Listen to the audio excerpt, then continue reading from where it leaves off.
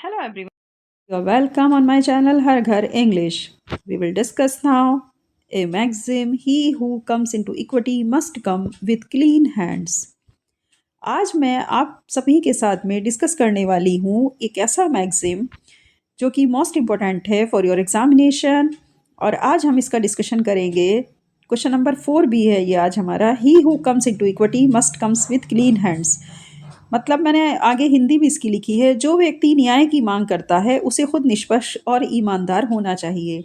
Means एक ऐसा व्यक्ति जो कि न्याय की मांग कर रहा है या इक्विटी की डिमांड कर रहा है, तो वो पहले खुद क्या हो, वो पहले उसके खुद के हाथ पहले साफ होने चाहिए। मतलब उसने खुद निष्पक्ष और ईमानदारी की हो। जो व्यक्ति न्याय या समानता की मांग करता है उसे अपने कार्यों में ईमानदारी और शुद्धता दिखानी चाहिए। यदि वह स्वयं ही गलत आचरण में लिप्त होगा तो उसे न्यायालय से राहत नहीं मिलेगी। ये इस मैगजीन का पूरा मीनिंग है। अंडरस्टूड। चलिए, अगर हम अकॉर्डिंग टू लॉन्ग क्वेश्चंस के देखेंगे तब हम इसको इस तरीके से यहाँ पर डिस्कस करेंगे। आंसर अब बनेगा हमारा, the maxim he who comes into equity must come with clean hands is a fundamental principle of equity in legal context. Legal context के संदर्भ में इक्विटी के जो प्रिंसिपल हैं, जो फंडामेंटल प्रिंसिपल हैं, वो ये इसी बात को कहते हैं इस मैगजीन में कि वही व्यक्ति न्याय की मांग कर सकता है जो खुद साफ हाथों का रहा हो या जो खुद निष्पक्ष और ईमानदार हो। It means that a person seeking equitable relief from a court must themselves act fairly and in good faith. इसका मतलब ये है कि एक ऐसा व्यक्ति ही इक्विटेबल रिलीफ को ले सकता है कोर्ट से अगर उसने खुद बहुत अच्छा मतलब एक्ट फेयरली किया हो। इट मीन्स उसका जो आचरण हो वो एकदम सही हो और विश्वसनीय हो, गुड फेथ में हो, मतलब उसके ऊपर यकीन किया जा सकता हो, ईमानदारी वाला इंसान हो।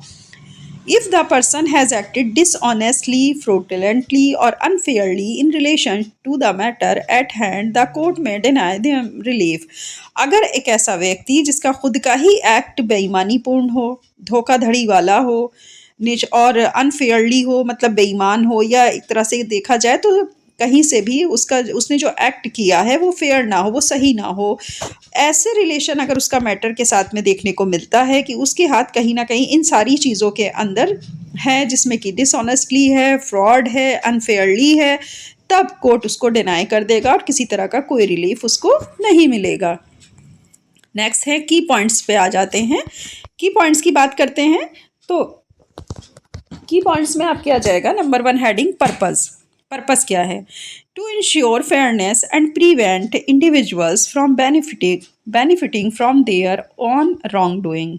इसका उद्देश्य ये है कि हम ये इंश्योर करते हैं, अगर हम इस इक्विटी को कोर्ट जो है वो अप्लाई कराता है तो इसका मतलब होता है कि फेयरनेस सुनिश्चित की जाए और अलग प्रिवेंट इंडिविजुअल्स का मतलब होता है अलग से सुरक्षा दी जाए, व्यक्तिगत रूप से सुरक्षा दी जाए, ताकि अगर उसके साथ कोई भी गलत काम हुआ है किसी व्यक्ति के साथ में तो उसे उसे इंडिविजुअली प्रिवेंट देना प्लस उसको फेयरनेस को उसकी इंश्योर करना। इसका जो मेन पर्पस है वो यही है। ठीक है, there is the main purpose of to ensure fairness and prevent individuals from benefiting from their own wrong doing.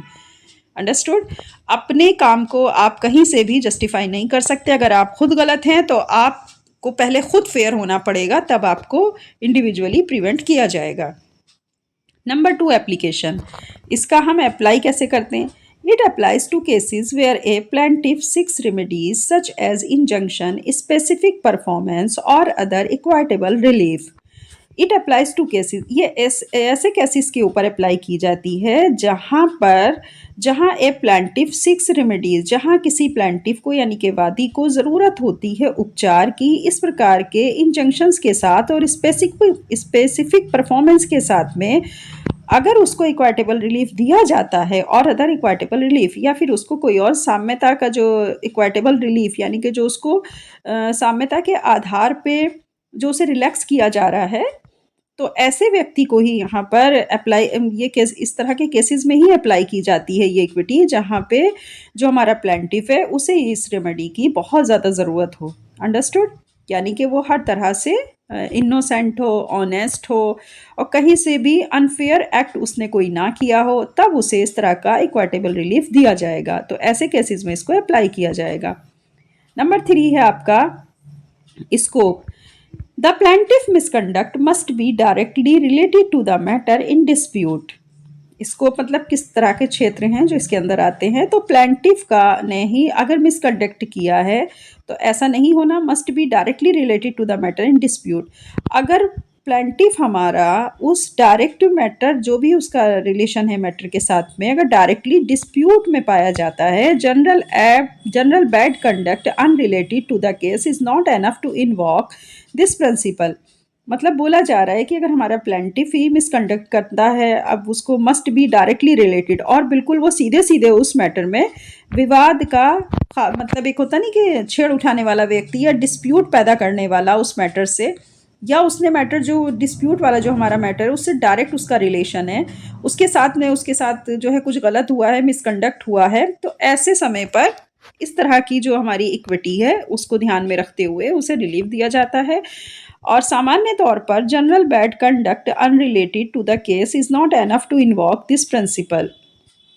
General bad conduct का अगर उसके साथ किसी तरह का कोई अनरिलेशन नहीं, मतलब रिलेशन उसका है ही नहीं इस तरह के केसेस में, तो ये काफ़ी नहीं है इस प्रिंसिपल को अप्लाई कराने के लिए। अंडरस्टूड? यानी अगर उसका कोई बैड कंडक्ट है या उसका कोई रिलेशन ऐसे मैटर से है ही नहीं, तो किसी अदर पर्सन को या किसी अदर व्यक्ति को इस तरह इसका जो कहीं से भी कोई लाभ नहीं मिल पाएगा, सिर्फ उसी व्यक्ति को इसका लाभ मिलेगा जो प्लेंटिफ हमारा डायरेक्ट इस मैटर या इस डिस्प्यूट के साथ में उसका रिलेशन है और उसके साथ कुछ गलत बिहेवियर हुआ है, तभी इस जो ये इक्विटी का मैक्सिम है इसका लाभ कोर्ट उसको देगी। अंडरस्टूड? अगर उसका कोई रिलेशन ऐसे मैटर के या इस तरह के केस के साथ नहीं है तो ये प्रिंसिपल फिर उसके ऊपर अप्लाई नहीं किया जाएगा।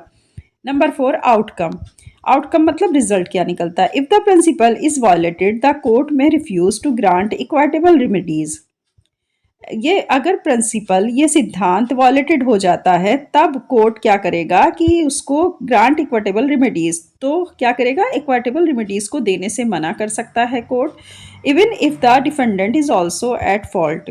अगर डिफेंडेंट, और ऐसा भी हो सकता है कि अगर डिफेंडेंट जो बचाव करता है अगर वो खुद ही उसने गलतियां की हों, खुद ही उसने कोई फॉल्ट अपना छोड़ा हो, तब भी कोर्ट जो है उसके ऊपर उसको कहीं से भी रिलैक्स नहीं देगा, ना ही उसको रिलीफ देगा। अंडरस्टूड? तो आप ये समझिए कि ये जो प्रिंसिपल है वो हम कहाँ पर अप्लाई कर सकते हैं। फर्स्ट ऑफ ऑल आप इसका याद करिएगा हेडिंग की पॉइंट्स में उसका पर्पस क्या है। नंबर 2 है application, what is the application. Number 3 explain of scope, किस जगह पर हम इसको अप्लाई कर सकते हैं, जहाँ प्लेंटिफ डायरेक्ट ही जुड़ा हो डिस्प्यूट मैटर से तब इसका अप्लाई हो सकता है। और नंबर 4 आउटकम, अगर प्रिंसिपल वॉलेटेड हो जाता है तब कोर्ट क्या करेगा, तब कोर्ट उसको ग्रांट इक्विटेबल रेमेडीज़ देने से मना कर देगा, रिफ्यूज़ कर देगा। ठीक है, वो कर सकता है। और अगर डिफेंडेंट ही हमारा क्या पाया जाता है, गलत पाया जाता है तब, तो ये उसका रिजल्ट होगा। कंक्लूजन की बात करें, this मैगजीम emphasizes that equity demands ethical conduct from those who seek its assistance। ये मैगजीन पूरी तरह जोर देता है इक्विटी डिमांड्स के ऊपर कि अगर कोई व्यक्ति इक्विटी की डिमांड कर रहा है तो वही कर सकता है जो खुद इथिकल, मतलब अपने जो हमारे मॉरल वैल्यूज़ हैं, जो नीति निदेशक जो हम जिसे कहते हैं ना कि जिसकी नीतियाँ, जिसके आदर्श इस टाइप के जो हैं, जो वो कंडक्ट कर रहा है वो उसके एकदम साफ़ सुथरे हों और कहीं से भी उसने अपनी तरफ से कोई गलती या कोई फॉल्ट ना किया हो, कोई फ्रॉड ना किया हो या मिसकंडक्ट ना किया हो चीज़ों को, तो ऐसे ही व्यक्ति को असिस्ट किया जाएगा और ऐसे ही व्यक्ति को ये इक्विटी या ये मैगजीन पूरी तरीके से साथ देगी। ये था आज आपका क्वेश्चन, जिसका जो हमारी मैगजीन थी जिसका नाम था ही who comes into equity must comes with clean hands. मतलब ऐसे ही व्यक्ति न्याय की मांग कर सकता है जिसके खुद के हाथ साफ होने चाहिए, यानी वो खुद निष्पक्ष और ईमानदार होना चाहिए। Okay students, I hope you understood very well. Okay, चलिए आप इसी तरीके से चैनल पर जुड़े रहिए, ज़्यादा से ज़्यादा लोग शेयर और सब्सक्राइब करिए ताकि जो बच्चे सेल्फ स्टडी कर रहे हैं वो भी हमारे चैनल और हमारी वीडियो से फ़ायदा उठा सकें और ज़्यादा से ज़्यादा इस कंटेंट को समझें और पढ़ें और इसके थ्रू अपने नोट्स भी प्रिपेयर कर सकते हैं। ओके, इसी के साथ अब मैं आपसे विदा लेती हूँ। नेक्स्ट वीडियो में हम फिर मिलेंगे एक अच्छे नए क्वेश्चन के साथ में और इसी तरह मैं आपको एक्सप्लेन करूँगी। आप अपना ख्याल रखिएगा। Okay, all the best, bye bye.